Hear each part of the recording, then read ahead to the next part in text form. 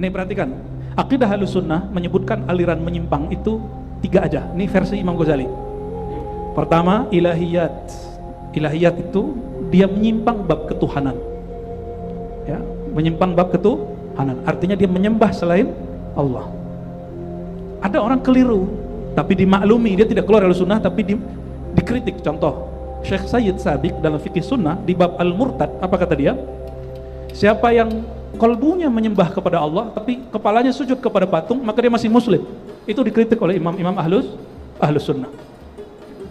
Maka beliau tidak dianggap murtad, imam ini, Syekh Sayyid Sabiq ini, tapi beliau dianggap keliru, wa kalamuhu ghairu maqbul. Ya. Ada Imam Ibnu Arabi dianggap keliru dalam menjelaskan pengalaman spiritualnya, tapi tidak dianggap kafir. Ya. Misalnya beliau mengatakan ana khatmul aulia, aku adalah penutup para wali. Jangan-jangan kita nggak paham kalam beliau. Ya, dan itu nggak berkaitan dengan ketuhanan. Ya, ternyata kita nggak paham maksud dia.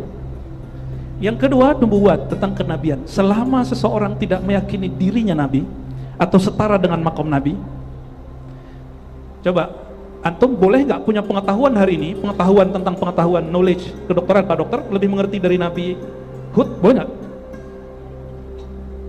Spesialis jantung, apalagi Pak Dokter, penyakit dalam, apalagi infeksi, itu Nabi Isa belajar nggak? Kuliah begitu nggak? Kan nggak. Maka boleh jadi seorang dokter hari ini secara knowledge, science, pengetahuannya melebihi orang-orang terdahulu termasuk para nabi.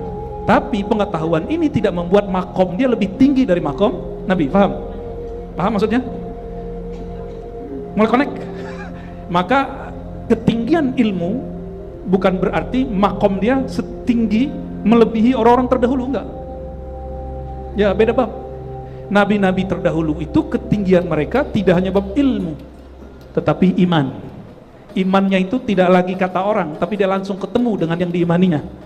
Ya, maka mereka nggak perlu lagi ilmu-ilmu yang di luar, langsung ketemu sumber. Ya, paham di situ? Oke. Jadi boleh jadi ilmu kita, knowledge kita hari ini melebihi Abu Bakar, Umar, Uthman, Ali, boleh? Mungkin aja. Tapi iman kita tidak akan pernah melewati mereka. Apalagi melewati seorang nabi yang paling rendah. Nah, di kajian sebelumnya, nggak tahu bulan kapan lah itu ya, di sini disebutkan riwayat bahwa Nabi SAW menyebutkan ada 124.000 nabi. Itu riwayat Imam Al-Baihaqi dan hadisnya Hasan, ada juga di Hakim dan riwayat Ibnu Hibban dan lain. Di antara nabi itu ada yang makomnya lebih tinggi, Sayyidina Muhammad SAW, ada yang paling rendah dan namanya nggak disebut di Quran. Nabi itu nggak punya pengikut. Dan seorang wali tertinggi seperti Syekh Abdul Qadir Jilani, Faqih Muqaddam, Sidi Amr Rifai, Sidi Ahmad Tijani, Naqsyabandi, Syazili, Sammani, itu makom tertinggi para wali ada di mereka, tidak pernah melebihi sedikit saja atau menyamai nabi yang paling tinggi. Paham? Maka apabila teks yang muncul dari kalangan sufi bahwa makom mereka lebih tinggi dari para nabi, pasti itu tidak benar dari mereka. Pasti itu kesalahan penyalin, atau itu adalah susupan dari orang yang iri dan dengki. Dan itu terjadi pada Syekh Al-Imam Ibnu Arabi. Al-Imam Ibnu Arabi itu punya kitab judulnya Fususul Hikam. Apa judulnya? Fusus berlian hikam hikmah. Bukan kitab Al-Hikam. Hikam karya Ibnu Athaillah, asalkan dari thariqatnya Syadzili. Sedangkan Imam Ibnu Arabi dia di bab tentang Fusus Musawiyah, tentang berlian Nabi Isa. Berlian di situ artinya nur rahasia daripada Nabi Musa. Maka dia menjelaskan tentang ada satu ungkapan bahwa setiap nabi itu wali. Perhatikan, setiap nabi wali enggak? Setiap nabi wali, setiap rasul itu nabi, setiap nabi itu wali. Dalam pikiran kita selama ini, kerasulannya seorang nabi lebih tinggi dari kenabiannya. Tapi bagi beliau tidak. Kerasulan itu hubungan dengan makhluk, dengan umat. Kenabian hubungan dengan sang pemberi kabar, yaitu Allah SWT. Kewalian adalah kedekatan sir rohnya dengan yang meniupkan rohnya. Maka Ibnu Arabi mengatakan kewaliannya seorang nabi lebih tinggi daripada kenabiannya. Disalahfahami bahwa dia mengatakan wali lebih tinggi dari nabi. Siapa yang salah faham? Seorang syekh juga namanya Ibnu Taimiyah. Ini syekh, ini syekh. Bedanya Ibnu Arabi wafat 638 Hijriah, 100 tahun, 90 tahun setelahnya, yaitu Ibnu Taimiyah wafat 728 Hijriah. 90 tahun jarak mereka, wajar nggak bisa konfirmasi. Bro, Ibn Arabi maksud ente apa ini? Nggak bisa konfirmasi karena kitabnya tidak banyak orang yang nyalin. Ini contoh. Maka antum kalau ada seorang wali dikabarkan berkalam aneh, langsung kita kemudian berbaik sangka. Seandainya benar kalam aneh itu, kita ingkari keanehannya, tapi kita tidak ingkari kewaliannya. Paham? Imam Al-Jili itu dijadikan bapak pluralisme di kampus-kampus Islam. Dalam itu bukan bab tasawuf, itu bab hakikat. Karena dia mengatakan, ini yang sering saya sebut, tapi saya nggak meyakini itu. Karena ini bukan bab akidah, ini bab pengalaman rohani. Apa kata Ibn Al-Jili? Cicit dari Sayyidina Syekh Abdul Qadir Jilani, Sultanul Aulia. Apa kata beliau? Semua orang menyembah apapun, pada hakikatnya nyembah Allah. Tapi yang sempurna cuma umat Nabi Muhammad SAW. Yang nyembah berhala, nyembah Allah. Tapi yang disembah cuma satu nama, pemberi rezeki. Ada yang cuma nyembah Siwa. Ada yang cuma siapa gitu ya. Itu nyembah Sang Huwa. Tapi ini kalam Imam Al-Jili, yang sempurna hanya umat Nabi Muhammad SAW. Itu bukan bab akidah, itu bab apa? Bab haqiqah, yang kemudian tidak beririsan dengan bab akidah sebenarnya. Namun jika orang ahli akidah membaca dalam konteks akidah, oh dia pusing sendiri. Makanya sekarang lagi ramai, kalau ini nggak nonton video YouTube bahasa Arab sih ya, ada dua orang yang saya sangat hormati dan cintai dalam keilmuan. Satu Syekhul Fuqaha wal Sufiyah, Syekh Ali Jum'ah, mufti dan sufi. Beliau mursyid Tariqat Syaziliyah Siddiqiyah, dan beliau membangun manhaj sendiri, maka beliau sebut Aliyah karena namanya Ali Jum'ah. Beliau berbeda pandangan dengan muridnya dalam riwayat, namanya Syekh Said Fodah. Baru datang ke Aceh kemarin, acara di Selangor, langsung ke Aceh. Syekh Said Fodah ini mirip-mirip, pernah dengar tafsir Imam Fakhrul Razi? Imam Fakhrul Razi, bukan Ar-Razi yang ini. Imam Fakhrul Razi pakar akidah, pakar ilmu teologi. Jadi kalau ada teologi Kristen, teologi apa, ini teologi Ahlus Sunnah, keilmuan akidah. Jadi beda ilmu kalam dengan ilmu tauhid.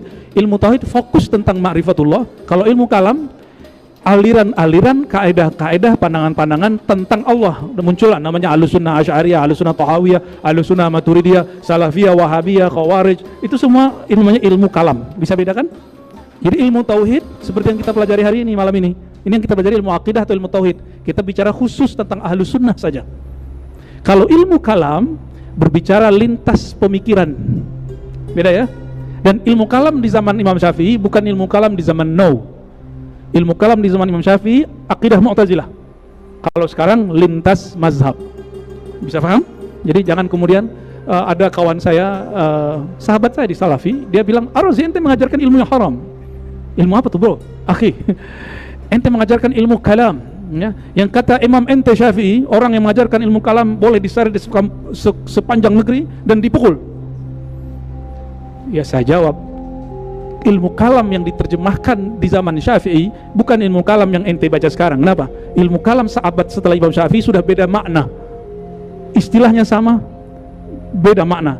Di Indonesia, contoh, mohon maaf, ini bahasa agak sedih kita, istilah bercinta 80 tahun 80 beda nggak dengan tahun 2000-an? Kalau bercinta zaman-zaman tahun 90-an 80-an itu masih ya sayang-sayangan lah. Kalau sekarang peluk-pelukan, bahkan hubungan spesial itu hubungan badan. Jadi sudah berubah makna padahal belum sampai 100 tahun. Apalagi kalimat ilmu kalam. Oke? Kita harus buka wawasan, jangan saklek. Jangan baca buku kitab suatu masa tapi tidak memahami sejarah di masa itu.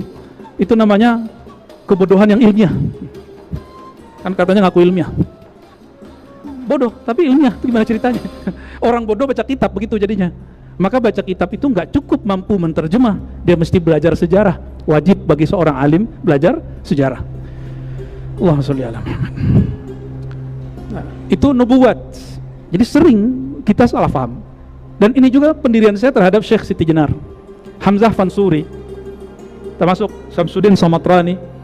Pandangan saya tentang mereka sama. Saya husnuzon dengan kewaliannya, tapi jika ada kalam yang aneh silakan dikritisi. Ya, silakan kritisi. Dan itu yang mengkritisi Hamzah Fansuri, seorang sufi juga mufti, namanya Syekh Nuruddin Ar-Raniri, yang menjadi Syekhul Islam di Aceh. Di Indonesia yang mengkritisi Syekh Siti Jenar langsung Sunan Kalijaga. Wali-wali aja beda, kenapa ente maksain kita sama? Ya, baik.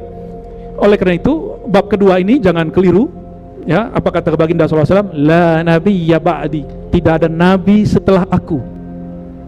Selama Mama Gufron nggak ngaku jadi nabi, biarin aja. Jangan banyak-banyak komentar, atau setara dengan nabi, biarin aja. Ya, daripada antum nanti malah menggelapkan hati. Ya, oh murid-muridnya nyerang Habib Lutfi, itu urusan dia. Dia yang paling aneh menyerang para habaib, tapi bacaannya Ihya, itu paling kacau itu. Kenapa? Ihya Ulumuddin itu kitab tazkiyatun nafs, menyucikan hati, bukan untuk nyerang nasab tertentu. Tapi itulah anehnya zaman now, akhir zaman ini. Ini akhir zaman, kitab tasawuf dijadikan untuk bahan tengkar. Yang saya tahu orang kalau baca tasawuf, mau mazhab apapun nyatu. Pasti nyatu. Hatta Ibnu Taimiyah, dia berguru kepada beberapa orang sufi sehingga menulis beberapa jilid tentang tasawuf, dan muridnya Ibnu Qayyim menulis lebih dari 10 judul kitab tasawuf. Maka kalau ada pengikut salafi anti tasawuf, ayu imamin ittaba'ta waqtadaita, ya, imam mana yang kau ikuti? Dan saya nggak percaya itu. Nah, ini sekarang muncul. Maka salafi yang hari ini saya nggak percaya betul mereka manhaj yang ikutin Syekhul Islam Ibnu Taimiyah, karena mereka mengatakan apa? Sufi Syiah itu musyrik. Gila itu ya. Itu gila itu, Bang. Kalam ini akan berbahaya. Ini bisa bikin orang bunuh-bunuhan nanti. Ini masalahnya sedikit lagi, Pak. Ya, tugas teman-teman kita para ulama yang meluruskan ini, kalau sudah main-main fisik ya aparatur negara yang main. Ya, jangan sampai. Ini sudah mulai video-video ini muncul lagi. Ya, kesamaan sufi Syiah dalam 10 hal, salah satunya syirik. Ya salam. Syirik itu kufur, mengkufurkan sesama muslim, itu kufrun, itu juga kekafiran. Nggak boleh, ya. Kita walaupun beda dengan Ibnu Taimiyah, dengan Ibnu Qayyim, kita nggak pernah mengkafirkan dia. Ada yang mengkafirkan Ibnu Taimiyah? Nggak boleh. Kita cukup berbeda dengannya tapi tidak mengkafirkannya.